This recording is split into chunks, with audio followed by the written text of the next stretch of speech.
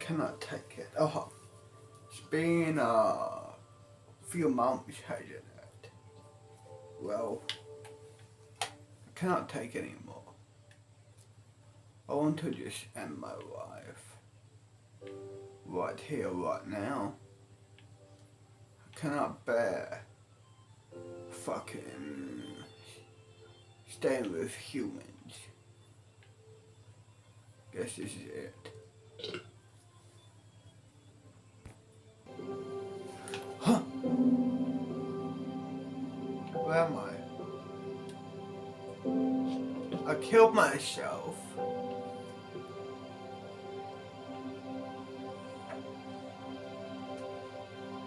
What's this? Okay. What's this doing?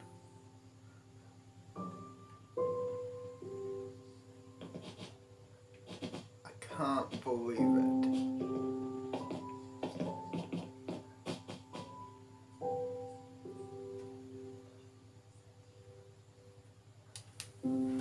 Nope. 3, 2, 1, action. Well, it's another day in the magical universe.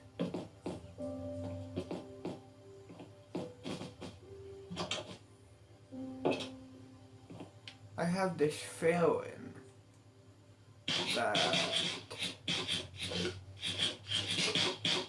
my other me in the other universe committed suicide. But no matter, why should I care about me as a human?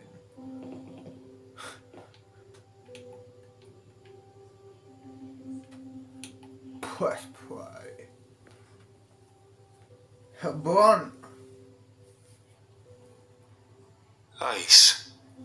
Most people don't know much about it, except that they like it in their drinks on a hot summer day. It can be described as water. Why should I care about any human? Even if it's myself from my alternate reality or the human world. Why should I give a shit about a dumb human?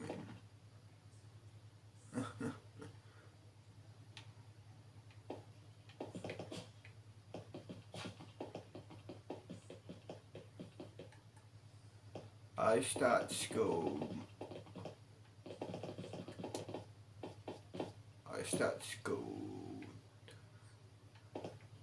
Next week. Cool.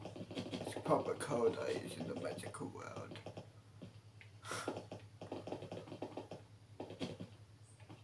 Well, they're still doing this construction work. They've been doing it since ages. Look, fuck, they're lazy. They're lazy cunts, but whatever.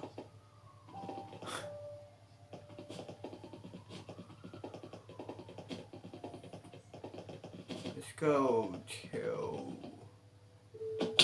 here. Actually, no. Let's go see one of my whores, Tracy. She is basically my old professor at my old school. No, she's my professor at this school. It's a holiday, for fuck's sake. She lives just down here, pretty much. So, yeah. I'll see y'all when I'm there, I guess.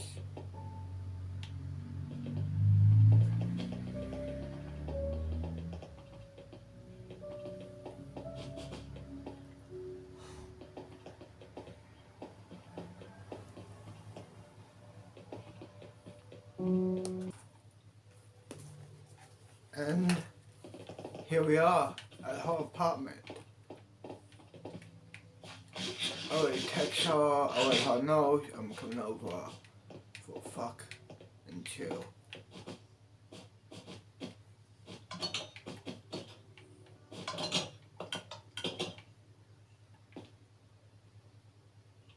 There's a button. Right. Well, let's knock. Hi. Hi.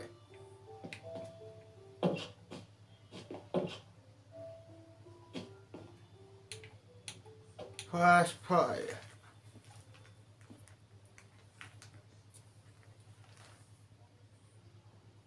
At 0°C, or for any Americans that are listening to this, anything below 32 Fahrenheit. I came with a research group that was supposed to sample ice cores and observe the surrounding conditions. A group by the same name as the company in the ice shelf where my Scots polar was pitched 45 degrees west of the sun. If they hadn't been paying me big bucks, there'd be no way in frozen hell that I'd be here. It wasn't about the science. It wasn't even about being right. I love the science, and I've always hated losing an argument. It's the fucking cold. It's so cold that even getting angry about it feels distant, as there's nothing more important than getting warm. Even on a record day with the sun overhead, boiling water turns into mist when it is tossed into the air. Land, the frozen tundra is hundreds of meters below. I am an ant on an ice cube, perhaps even smaller. On this day, the Ross Research Foundation had sent me and two other employees 20 kilometers across the shelf to get some cores. And they were in a hurry because they couldn't wait for the expedition crew to return. For what reason? I have no idea. It made sense for Chloe to be here. Tell them. She was the glaciologist. London? Oh, maybe. My name is Kim. Out of everyone on this continent, he had the most Arctic experience. A whole lot of good that will do him, as Antarctica has a different... I am 38 years old. And what are you? I am what you humans call a fire god. I can control fire anywhere I go, even water. And I was a structural engineer, mainly responsible for raising and lowering equipment. A glorified camper, to be honest. I wouldn't be much help in an actual crisis. Which made me wonder why the company was breaking its own policies by sending us out today. No dead weight was rule number 3.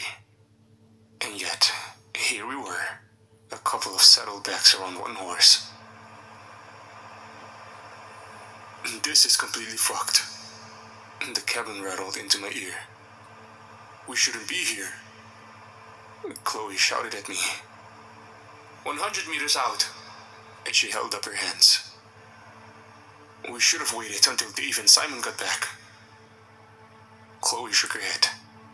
I couldn't tell if that meant she couldn't hear me and pointed to a round disc on the ground. It was the size of a car in the shape of a manhole with an orange and green light blinking from a small antenna attached to the top. London started grabbing the equipment in the cabin as he motioned for me to open the door. I pulled the lever and pushed against the steel frame. Yeah. It felt like a metal needle on an exposed nerve. We are not fucking exactly, but the first one... I climbed out onto one of the custom tires. Yes, that's true. The rubber on these things were taller than my knee. From the roof rack, I began unloading footlockers filled with telescopic bits. Are you sure? Yeah, I'm sure. sure. The wind had grown stale, Want to get pregnant? but it could pick up at any moment. So I moved quickly in case a freak blizzard sent giant bolts of ice raining down from the sky. There was an expedition in 2002, where one of the researchers ran into an ice storm to retrieve a data set for the Larsen B ice shelf for its collapse. Thanks. The data would have been the last chance for us to understand the geological impacts of the area surrounding Cape Horn, where the Atlantic Ocean and the Pacific meet before it disappeared. She was found several weeks after the storm had let up, less than 30 meters from her base, in a forest of icicles that stuck out from the earth as quills on a porcupine, some thicker than a telephone pole. The data set folded across her chest, her legs still in the air as if running. with a spear of ice plunged between her shoulder blades and exiting her abdomen like a butterfly pinned in a book. Removing her would have cost a fortune, and leaving her served as a stark reminder of the dangers out here, but also as a symbol to the importance of our work. So they left her there, for better or for worse, with many lovingly referring to her as the Snow Angel whenever they passed. By the time I got around, London had already pulled the Dollar off the back of our crawler. The Dollar is the love child of Dr. Kelsey Grant, one of the lead engineers on the team. It stood about 15 feet tall when unfolded, and was the only device that could dig into the pixie tubes. Sometimes take years to drill deep enough, and if the drill were ever to stop, then the hole would either collapse or fill with ice in a matter of days. The Ross Research Foundation commissioned Dr. Grant years ago to solve this problem. She inserted braided pipes called pixie tubes down drilled holes and capped them on either side, so that when a new group needed samples, all they have to do is pop off the top of the old one, drop the bit down the empty shaft, and drill to the other side at the bottom in order to continue where the last group left off. Imagine a flexi straw suspended by ice down below. I got the first rounds. London exploded the canisters found at the ends of each leg, causing the stakes built within the Dollar into the ice. He lifted the tap on the last leg and pulled the hard yellow ring. The CO2 exploded and punched an arm worth of steel down. He slapped the back of the Dollar. This thing isn't going anywhere. I hauled over the disconnected drill bits to him. Let's make it quick. The north face doesn't look steady. There's never anything quick about drilling, he shouted as the Dollar sits over the exposed metal cap in the ground. The data says we're stable. Chloe pulled her Canada Goose closer. Bet you wish we were back at the base. Any chance of us cracking through the tubes? Or worse, splitting the ice and locking... It's bad luck to talk about the ice, mate. London positions the drill over it until the cap begins to disintegrate. We're through, he shouted as he turned to Chloe. We can start on your mark. Remember, no faster than 2 meters per minute. Anything more, and we could accidentally rupture the braided lines without knowing it, and cause a pincer below our feet, she yells. A pincer is a type of crevasse, a moving one, and it is one of my worst nightmares. Imagine standing on solid ice, and then the ground suddenly disappears, falling 10, 20, hundreds of feet, hoping to be lucky enough to die on impact, instead of being trapped between 2 vertical ice sheets that are shifting to fill the void. The walls drift on sheer weight alone. It reminds me of early scuba divers who traveled too deep and were crushed to life.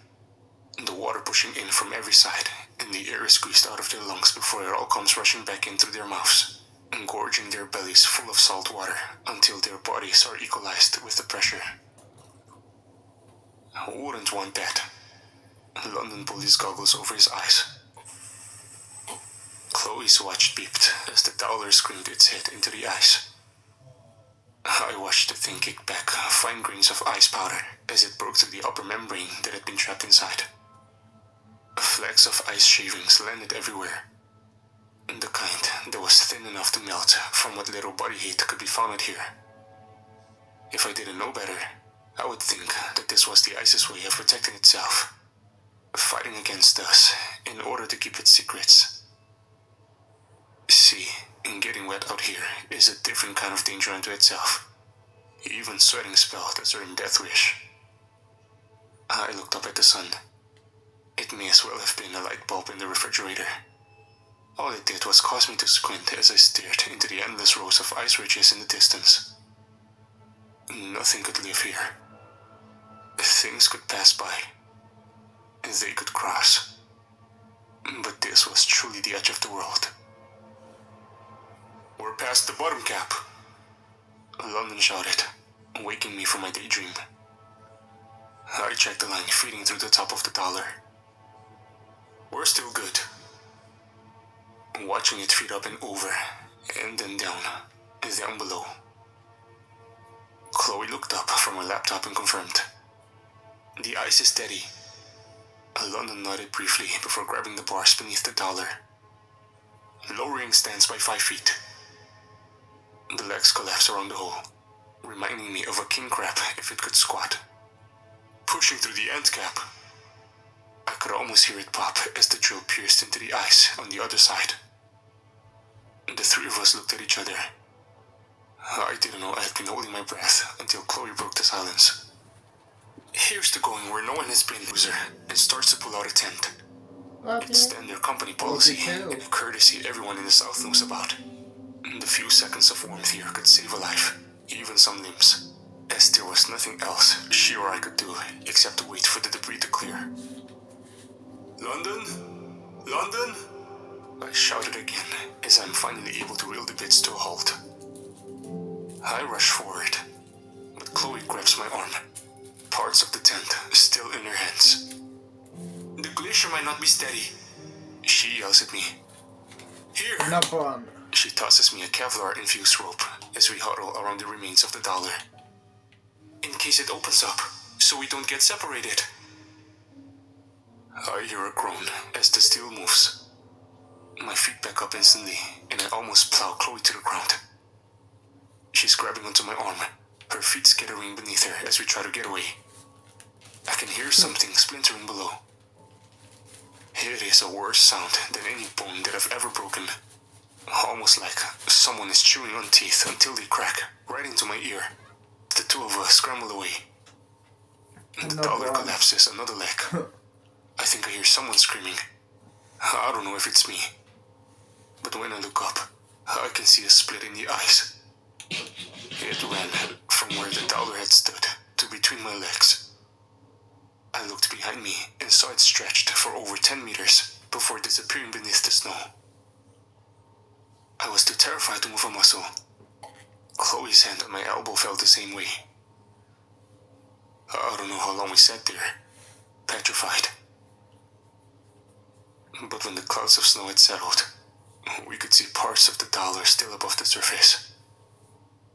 The cracks leading away from it weren't that deep, considering how thick the ice was. I think it looks worse than it actually is, Chloe whispered. I could still hear the hum of the dollar as the electronics on board hadn't shut off. London? She called out. London? It seemed as if I suddenly remembered. I slowly got to my feet and edged toward the dollar. A part of me wanted Chloe to stop me, but she let me go. As I edged closer, I could see a bright red jacket poking out from under the snow. I think I see him, I shouted back at her. Is he okay? I get on my hands and knees until I am flat on my stomach and crawl toward him, my hand grabbing a sleeve as I start to pull. He didn't look like to be breathing. I knew that the ice was thick, but we needed to move quickly. But we also thought it was thick before we started drilling, so I moved with purpose and slowly slid him forward. When it looked as if he were finally coming loose, I again, and he wouldn't budge. It was then that I realized that he was twisted around. His knee must have broken in the accident, creating an abnormal wedge in the snow. I turned him over with great effort, and was then finally able to pull him free. His body still limp by the time I got him over to Chloe. She immediately started tending to him, sticking hot pads into his jacket, under his armpits, and between his groin. I brushed as much snow off him as I could, and with Chloe's help, I got him into the tent. Once inside, we stripped him completely naked, drying any part that we could find. He was wet, down to his back and all over his trousers. I could smell the urine on him as we worked quickly to stabilize his condition, putting on a set of new clothes to warm him. I don't know how long we worked for, but eventually, color began returning to his face. The manual resuscitator was removed from his mouth as he started breathing again on his own. The two of us fell backwards on our asses as we watched him breathe for a while. Shit. Shit is right, I told her. We have to start hitting back. I nodded. I've got to get the equipment first. For a second, She looked at me as if I were joking. But she knew as well as I did that this was the only dollar on our side of the camp. The other two had went with an earlier expedition that wouldn't return for 2 more months. Which means without it, there was nothing we could do out here. A waste of everyone's time. I left the tent and observed the area around the pixie tube. The dollar laid on its side like a fallen monument, its yellow frame frosting over as the wind began to pick up speed. I inched closer to the dollar until I was able to grab the handle. I looked down the hole and saw the bits mainly intact. The ice beneath us seemed to have stabilized. Experience told me that it must have somehow shifted below, causing the bit to go into a free fall as it was drilling. The force of the bits being fed overhead was at a speed too great for the legs, and it collapsed under the weight. It was a miracle that the ground didn't open up from under us. Even more of a miracle if the drill weren't stuck right now, pinched between 2 adjoining sheets of ice. I wondered if it was stuck and I moved it, would it cause a ripple effect over the shelf? No time to think. The temperatures were already dropping, and I could hear the wind speed flapping against the tent behind me. We had to move and get out of here fast, off the ice shelf and back to the interim. I reversed the lever and prayed when it began churning. The bits below crinkled as it began to move back up. I was glad that it wasn't stuck. I started collapsing and loading the spread out pieces back into the footlockers one by one. Everything was going better than expected as the bits started coming up. I must have gotten through 200 meters before I saw the steam rising from the pixie tube. What the fuck? I whirled around and saw London hobbling towards me. You should be resting. And that's what I said.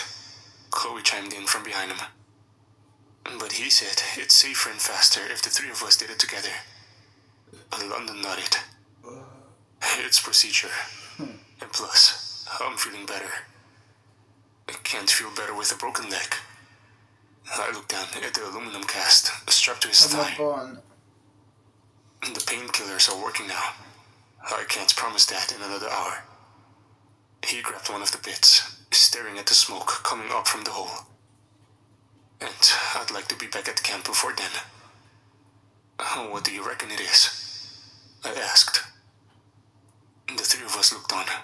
Not a word exchanged between us as the bits kept coming out, watching the steam grow thicker with each tug until the end was exposed, clearing the hole and clipping itself into the dollar like a guillotine.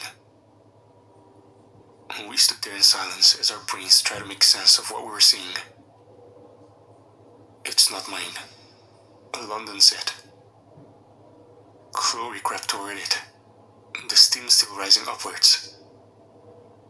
The drill head that had been covered in metal teeth like a worm being pulled inside out was now covered in blood. I watched it drip off the steel and onto the ice. It was red, but thicker than any human blood I have ever seen. And it was still wet. My breath. But my lungs couldn't bear the pain anymore. I inhaled and nearly choked on the lung. Do you hear that? London broke away. He leaned closer toward the hole. Shh. He motioned at me. Listen. I tried to hold back my cough, straining my ears towards the hole, hearing the whistling sound. The scraping sound, carving and gorging from down below. What is that? We have to seal it. Stupid dumb And London looked at the tube. If I was that creature, instead of taunting you first, I would whip you bit by bit. He shouted as he limped toward the opening. And what? I ran over to the cap, And what turned it so the explosive welders on the back weren't being scraped in the ground as I dragged it towards the pixie tube. I could feel the sweat beating from my armpits, but there wasn't any time to worry about that now. I looked up when London started shouting at me to hurry. His mouth was open as a hand rested on the lip of the tube as he looked into the hole. It was now shaking so badly that it vibrated his entire body. The dollar shifted, and suddenly, The drill bit came loose. Fucking human. It plunged downward into the hole, taking me with it. I stared in horror as he disappeared, nearly slipping on the drops of blood that had been on the ground from earlier. I abandoned the ceiling cap, knowing that I couldn't do it alone, and ran as fast as I could back to the crawler. Chloe was standing stiffly next to the vehicle when I pushed her inside. Her body was in shock as I started it up, the heat pump blasting us with frigid air as the crawler groaned as it came alive. I turned us around, the tires biting into the snow, driving as fast as I could toward camp. The entire ride back, I couldn't even face Chloe. Neither of us had spoken a word. Not even when we saw our few tents came into view. They stood in a makeshift order around one another, their sides empty, indicating that the rest of our team weren't back yet. A part of me wanted to drive right past it and head back to McMurdo, the station, where there were others. But I could feel the exhaustion creeping onto my shoulders, and knew that we needed rest and supplies if we had any chance of making it back alone. Not fucking, pulled to a stop. not just humans are dumb, but life itself.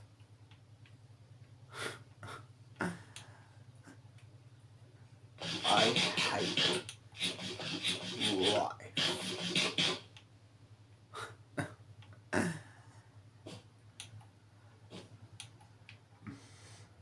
I hate every single species out there. Humans, even magical things here in the magical world, I hate. But I hate the humans most of all life forms. I just hate them. I despise the humans. And got Chloe into her tent. She finally broke the silence. I wished she hadn't. Weak human. I saw something climb out. Disgusting. She grabbed my arm. What if it was London? And we left them? And Baron, I shook my head. my destiny. When I graduate school, medical school, my destiny is to destroy every universe possible. And if anyone get in my way, I will wipe them out. And the same as the Scarlet King. He's a copycat. I am the original destroyer of worlds. Scarlet King must go. God himself, the creator of the whole multiverse and our magical universe, must go. Press play. Knowing that the drill had fallen on him, plunged him deep down that pipe. Human. Knew that if something did come out, Disgusting. whatever it was, wasn't human. You're Even no if shit it did human. bleed red. You're a rocky human. Like I said, if I was that creature, I would rip you to shreds. Costume party. I will not taunt you or just run at you and rip you bit Plus, knowing by what the future, bit. the love of your life will be weird. Human. Or dining out. Plus, knowing what not Fuck to wear. off, human edge. I tore off my boots and saw the blood on them. It still hasn't dried. Get some rest, I told her. We're going to need it.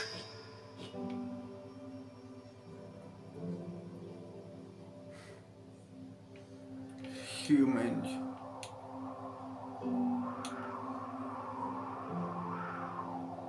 The thing about the South Pole is that no one's ever truly warm. I can feel the coldness seep into my bones, My body is always a shiver away from being too cold to move another muscle.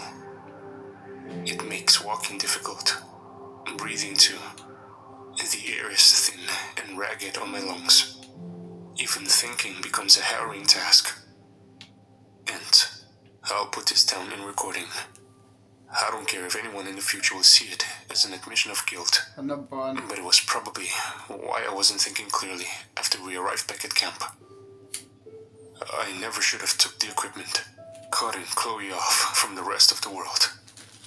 I never should have left her alone. But by this point, my self-preservation mode had been active since we first left for the mission, and it was all I could manage to come up with before I crawled into my own sleeping bag and passed out. It never felt so dark. And that's something I never thought I'd say after spending nearly every day in constant sunlight. This was the beginning of summer. The midnight sun wouldn't set until long after October. I constantly had to remind myself all those days ago. Those days when I wished that the sun would go down for a second. A wink. Those days that turned contemptuous, where I wished the sun would sizzle out so that I may get some decent sleep. Those days when I didn't give a damn about anyone, if only for a wink. Now I'm glad it's high up in the sky at all times. Glad that I can see if anything is coming. God, I hope so much that it's help that is coming for us. The 6 hours after our ordeal at the Ross ice shelf was a strange one. I woke up thirsty and damp. Damp is danger. Any moisture is dangerous, but my body was too tired to care. What was a finger or even a limp if it meant that I could get back to base, get on a helicopter, on a boat, and get home? I'm a long ways away from Ontario. That much was certain. I dried myself, changed, and not once did I look down at my body, afraid of what I might see. Protocol dictated that I contact points of authority, report to them what happened and what we were facing, even if it meant what I had to say would cost me my future in the field. I think that was why I took all of our communication equipment and hid it in my tent. As that way, when I slept, Chloe couldn't sound the alarm before I had time to think, before we could talk things over. She was only 2 years out of her understudy. Her career had only begun, and I wasn't ready to give this up yet. I did this even though I knew I was directly disobeying rule number 2. Keep an open line of communication. Without it, people die out here. I don't remember how many times I've seen it. A simple yes or no that could have saved someone's life, while the information we were withholding was undoubtedly more important. I keep telling myself this was the right thing to do, that we needed to be clear-headed before we made any decisions. Those thoughts went out the window the moment I opened my tent flap. Outside in the snow, right at the foot of where I had been sleeping, were footprints. Hundreds, if not thousands of them. It looked as if an entire procession had passed through. How one person could do this all alone was beyond me. But I could see it from her point of view. It was as if I had taken away her sovereignty, treated her like a child, and took away her ability to make decisions for herself when I took away her ability to connect with anyone else other than me. A dangerous feeling for someone, anyone, let alone a woman stranded in the middle of nowhere with a man she hardly knew. "Chloe?" I called from outside her tent. "Chloe?" I called again. After what felt like longer than it did. "What?" I was glad she was talking to me. "We have to start getting packed. Leave for McMurdo." She unzipped the teeth in her tent. "I'm ready to go. If you're not done in 5, I'm leaving you." I could see the bags forming under her eyes, and the corners around her cornea were bloodshot as well. "Shit, did you even get any sleep?" She pushed past me, her pack heavy on her back. For a moment, I decided to argue, point out the elephant, but I didn't want to shift the momentum in our movements. So I bit my tongue, and quick enough, I got in my tent and stuffed a few things I thought I would need. Let's try something new. What's up? You know how we normally fucking here in your apartment? Yeah? What are you thinking? Let's fuck at the old western town. Where the fucking tourists go. It's a tourist stop. An old abandoned western town for tourists. Done. Let's go there. Done ho. Let's go. Come on, start. Done. Close it. Correct. Well. That's right. Well, here we are. Yep. Well, I'll see you when I'm at the western town. The old abandoned western town. See you then. Well, here we are. Yep.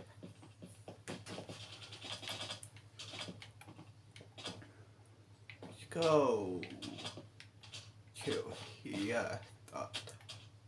Done. Press play. The trip through the Lewis and the ice belt was about 3 days, give or take. We would need food, shelter, and I grabbed my drinking can. The soft plastic was easy enough to grip in the cold and to store when it was empty. Mine was almost empty. I had a half propane canister, which meant that I could melt another liter and a half at most. I groped around my back for more water, and I found none. By now, I knew she could hear me outside, scrummaging, thinking, knowing where the water had been stored. Most of it had been in the crawler. The rest of our provisions were stowed in London's tent, a tent where Chloe's footprints had been all over. Before I thought she was only looking for the equipment, but now I knew better. I'm afraid, she said as I exited my tent, her arms crossed. I'm not stupid. Chloe? Shut up. She threw her back into the crawler. I could see it wiggling, straining against the straps as it was scorched with liquid on the inside. I was trying. She rounded on me. You think I don't know what you were trying to do? She took a step toward me. It felt as if I had been pushed. You didn't think that we read the same handbooks? Faced the same consequences? What did you think that this was a... I'm sorry. I held out my hands. Look, I'm sorry. I was scared, and I was tired. I didn't know what to do. All I knew when we got back was that I needed to rest. Human. I didn't mean to change the subject. Did you get any sleep? Human.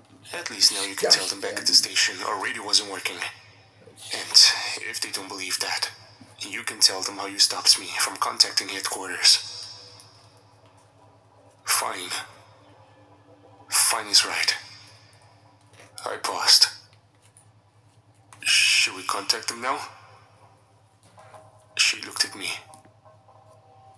If we contact them before the point of no return, they might want us to turn back. And I'm not staying here for another second. Agreed. I hesitated. What do we tell them about London? We tell them how he died. The drill didn't clip in properly and there was an accident. For a second, I saw the look of the old Chloe, the kind and caring Chloe in her eyes. But it disappeared quickly enough. What about the blood? Without proper evidence, they might hold us and blame it on spring madness, extreme sun exposure affecting our brains. She looked at me. We'll never stand a chance. She chewed on her lower lip. I say we hand it off to the lab and let them take a look at it. If they report anything abnormal, it'll be someone else's problem. And they'll stand a better chance at convincing them than us. We looked at each other silently and agreed between ourselves. Let's go. I nodded and climbed into the crawler. My hands paused for a second as I held the key. What? I turned to her. What if it doesn't start up? Don't say that. I turned to the key and prayed. The engine began clicking, sputtering and gurgling as the ignition coils zapped the petrol in the cylinder, trying to light. The starter began to sound like a sickening laugh,